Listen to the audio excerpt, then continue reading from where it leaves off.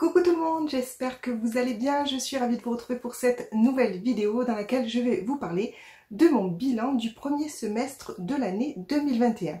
Pour cela, je vais répondre à un tag qu'a sorti Séverine de la chaîne Il est bien ce livre. Je vous mets sa vidéo juste ici si vous voulez aller voir le sien. Donc elle a créé ce tag il y a 2-3 ans il me semble, où elle pose 10 questions qui permet de faire un petit bilan sur ces 6 premiers mois de l'année. Donc j'ai repris ces 10 questions, enfin vous verrez il y en a une que j'ai un tout petit peu modifiée parce que forcément on est début août, même mi-août bientôt et la fin du semestre se terminait au 30 juin, donc je suis un petit peu à la bourre par rapport à ça, mais vous verrez, je vous expliquerai au fur et à mesure des questions. On commence du coup avec la toute première question. J'ai mon petit calepin où j'ai noté tout ça. Donc la première question c'est combien de livres lus au 30 juin? Alors au 30 juin j'avais lu 50 romans et 4 BD. Voilà. Alors je suis plutôt contente, sachant que l'année dernière, en tout et pour tout, je crois sur toute l'année, j'avais dû lire 65 livres il me semble. Quelques BD aussi, mais principalement des romans. Et du coup, je suis à 50 au 30 juin. Donc autant dire que si je continue plus ou moins avec ce rythme, je vais dépasser sans difficulté mon nombre de lectures de l'année dernière. Alors bien sûr, c'est pas une course. Bien sûr, ça aurait pas été grave si je n'avais pas fait autant de lectures ou plus de lectures. Mais ça veut dire que je prends plus de temps pour moi et donc c'est plutôt une bonne nouvelle. Voilà, je passe à la question 2 qui est les 3 meilleures lectures de ce premier semestre. Je vais commencer par la troisième, celle la moins bonne des 3, même si c'est 3 excellentes lectures. J'ai beaucoup hésité parce que se contenter de 3 lectures c'était un peu compliqué, mais j'ai choisi en troisième lecture l'intégrale de Hunger Games de Suzanne Collins aux éditions PKJ. J'avais vu les 4 films, pardon, et je savais donc à quoi m'attendre, et malgré tout, j'ai vraiment passé un excellent moment de lecture. C'est un gros pavé, je l'ai lu en quelques jours, ça s'est dévoré, et du coup, voilà, pourquoi je vous le présente, parce que franchement, je me suis régalée alors que je connaissais l'histoire, j'ai été émue alors que je savais très bien ce qui allait se passer, qui allait survivre, qui allait mourir, etc. Et ça m'a quand même brisé le cœur, ça m'a quand même beaucoup émue, beaucoup touchée. Donc voilà, autant dire que c'était une excellente lecture. Ensuite, en deuxième position, j'ai mis Les femmes d'Easy Ranch de Melissa Lenhart aux éditions Le Cherche Midi. Oh là là, qu'est-ce que j'ai adoré cette histoire. On est dans le Colorado en 1873 et on suit un gang, le gang Parker, pardon, qui est uniquement composé de femmes. C'est basé sur des faits réels et c'est présenté de façon un peu particulière puisqu'il y a un mélange de journal intime, d'interviews d'une des survivantes, etc. Et moi, autant la forme que le fond, j'ai vraiment adoré cette histoire et je vous la recommande à 1000%. Et le dernier, donc le tout premier en tout haut de la liste, ce n'est autre que Aurora Squad, le tome 2 de Jay Christophe et Amy Kaufman aux éditions Casterman. Vous n'êtes pas sans savoir que j'adore cette saga. J'adore beaucoup Illuminae, que j'ai d'ailleurs hésité à mettre dans mes 3 meilleures lectures, puisque j'ai lu le tome 2 en ce premier semestre, et le tome 3 aussi je crois, oui c'est ça. Donc qui ont été toutes les deux de très bonnes lectures, mais celui-ci, cette saga surpasse l'autre pour moi en tout cas. Et voilà, donc là on suit l'escadron 312 qui désobéit à un ordre pour aider Aurora, qui est une jeune fille qui a été découverte par Taylor, donc le chef de l'escadron, et après 200 ans de cryogénisation, c'est un mot un peu difficile à dire, et voilà, donc c'est un groupe un petit peu, ça me fait penser, enfin moi en tout cas ça m'a un peu fait penser à Gardiens de la Galaxie ou des choses comme ça, et j'ai vraiment adoré cette histoire. Donc voilà, c'est en 3 tomes, et pour l'instant les 2 premiers seulement sont sortis. Ensuite on passe à la question suivante qui est la pire lecture de ce premier semestre. Alors je n'ai pas eu de pire lecture, de grosses déceptions. Je parle pas d'abandon parce que bien évidemment vu que j'ai abandonné, c'est que je peux pas vous en parler complètement puisque j'ai pas été jusqu'au bout. Donc concernant les lectures pour lesquelles je suis allée jusqu'au bout, ma pire lecture on va dire, c'est Soleil glacé de Séverine Vidal aux éditions Rajo dans la collection R. Alors c'est une histoire où on suit Luce qui apprend que son père avait un autre fils caché au moment où celui-ci décède, et du coup elle découvre qu'elle a ce demi-frère, et ce demi-frère est atteint du syndrome du X fragile, il me semble. Donc c'est un roman qui parle d'handicap, et c'est très bien fait, mais je n'ai pas aimé le personnage, je n'ai pas aimé certains points du roman. Je vous invite à aller voir mon point lecture qui en parle, je vous mets ici le lien vers cette vidéo. Voilà, c'est pas une mauvaise lecture, je ne peux pas dire, mais voilà, la fin m'a pas convaincue. Enfin, voilà, il y a tout un tas de petits détails qui ont fait que ben, ce roman ne l'a pas fait avec moi. Ensuite, question suivante, la déception, je crois. Oh, attendez, je prends la page. C'est ça. La plus grosse déception de ce premier semestre. Ma plus grosse déception, c'est pas une mauvaise lecture, une fois de plus. C'est juste que je m'attendais à beaucoup mieux que ça, en fait. C'est le premier tome de la saga Lune pourpre, initiée de Laetitia Danaé, qui est sortie, moi j'ai la version PKJ, donc en poche. Alors je ne me rappelle plus trop, c'est Lily, voilà, qui vit dans un village reculé, dans lequel les traditions font que toute expression de magie est prohibée. Sauf que Lily, pardon, a des pouvoirs particuliers, et donc elle est contrainte de quitter son village, et voilà, elle va se retrouver dans un autre endroit où elle va être acceptée. Voilà, en gros, c'est vraiment très très gros ce dont je vous parle. C'est juste le premier tome, c'est aussi une trilogie.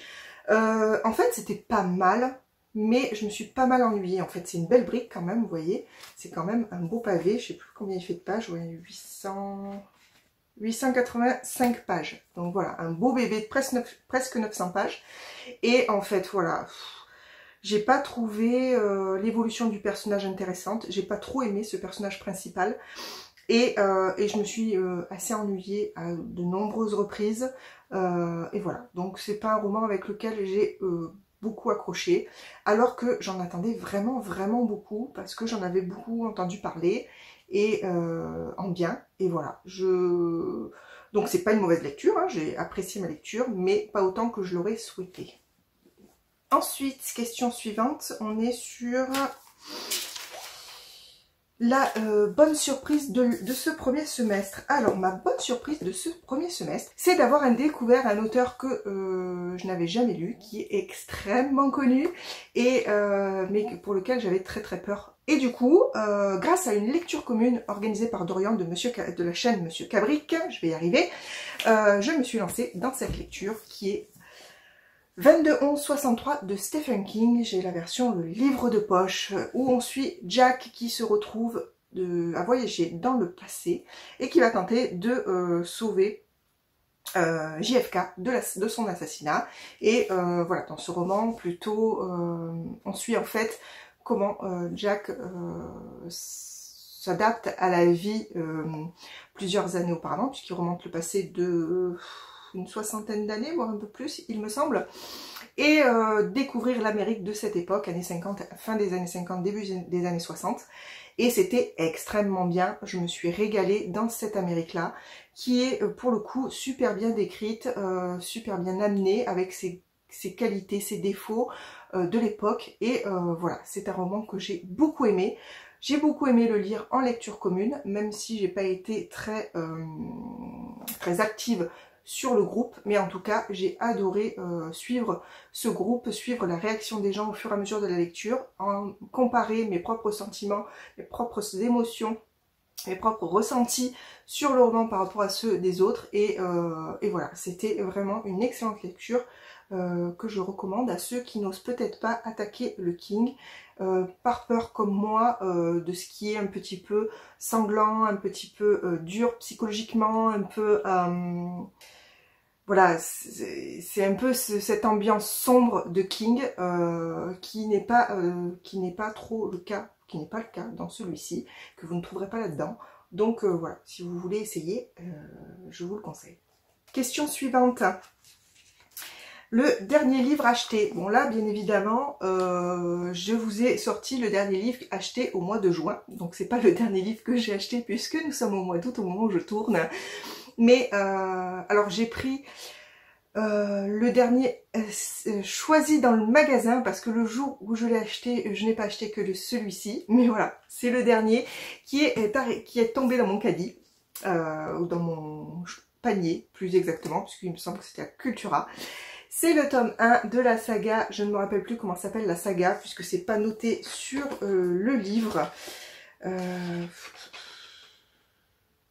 Bref, c'est Roule de Hélène Goodlet aux éditions Bayard. C'est un roman que j'avais dans ma wishlist depuis très longtemps et en fait, pour mon anniversaire, j'avais fait un tour à Cultura et j'avais ramené donc plusieurs romans.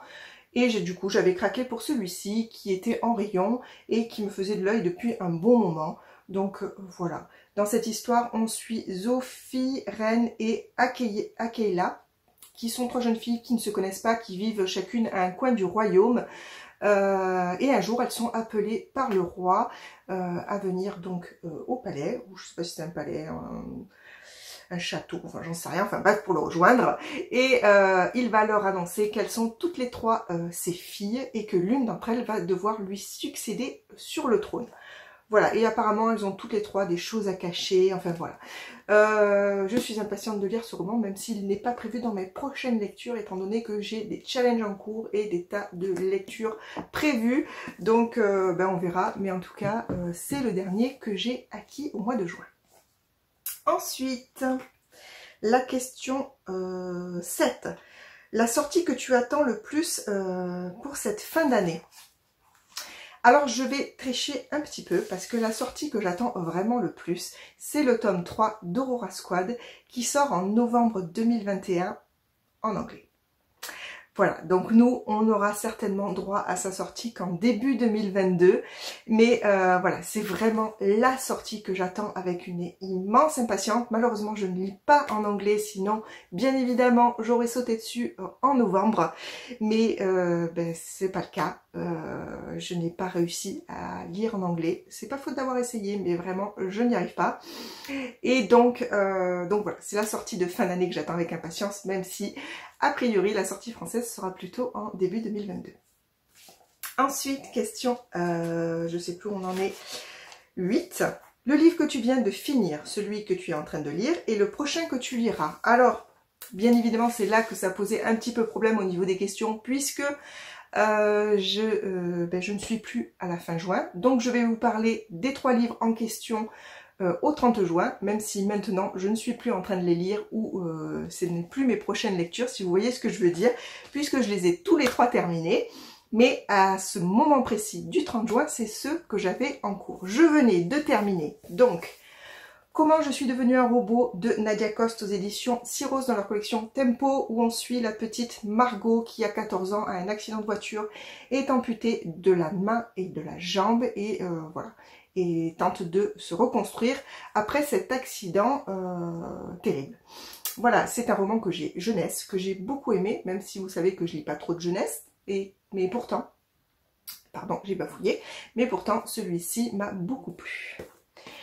J'étais en train de lire au 30 juin ce gros pavé qui n'est autre que le roman graphique Sapiens, le tome 1, La naissance de l'humanité de Yuval Noah Harari, David Vandermeulen et Daniel Cazenave aux éditions Albin Michel, le gros bébé de folie. Je vais essayer de vous trouver une petite image qui va bien, voilà. C'est un roman graphique que j'ai bien aimé par rapport à toutes les informations que l'on découvre grâce à lui. Voilà, c'est vraiment hyper intéressant. Par contre, je l'ai trouvé un peu difficile à lire dans le sens où c'est pas un roman graphique où on n'a pas besoin de réfléchir. Au contraire, c'est un roman où il faut quand même être concentré pour le lire.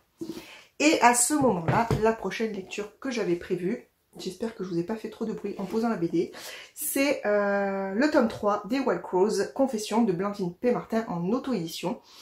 Donc c'est une saga dans laquelle on suit Jo qui, à la mort de sa mère, cherche à retrouver son père qu'elle n'a jamais connu, et elle découvre que Jerry est le président d'un club de bikers et elle va s'installer du coup près de lui pour apprendre à le connaître.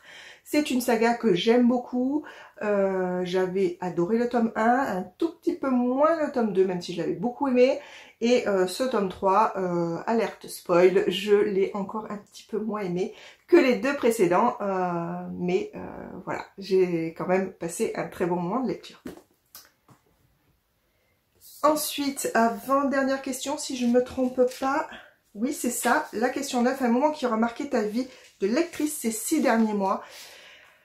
Alors il n'y a pas de moment en particulier en fait, j'ai passé 6 mois super parce que j'ai appris à connaître des gens que j'ai rencontrés sur Instagram ou sur YouTube par le biais de la lecture. Et notamment j'ai fait pas mal de lectures communes et j'adore ça, je passe d'excellents moments de partage lorsqu'on fait des lectures communes, même si parfois j'aime bien aussi lire dans mon coin, mais ces lectures communes sont vraiment des moments où on peut discuter et parler des sensations, des ressentis qu'on a eu en lisant un roman, partager nos avis, les confronter et parfois découvrir, réfléchir à des choses, découvrir des choses qu'on n'aurait peut-être pas pensé en lisant seul dans son coin.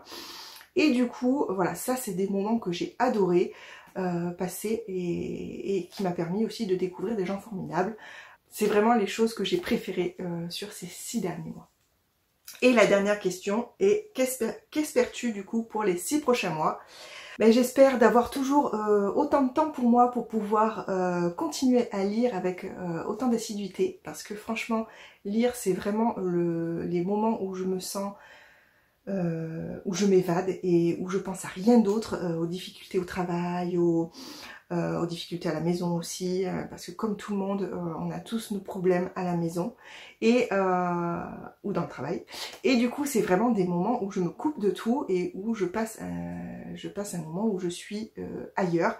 Et donc, j'espère avoir toujours autant de temps et surtout, j'espère continuer à discuter avec les personnes que j'ai rencontrées sur Insta et sur YouTube et continuer surtout à faire des lectures communes parce que comme je vous le disais à la question précédente, c'est vraiment des moments formidables et j'aimerais pouvoir continuer à en profiter et à partager de cette manière.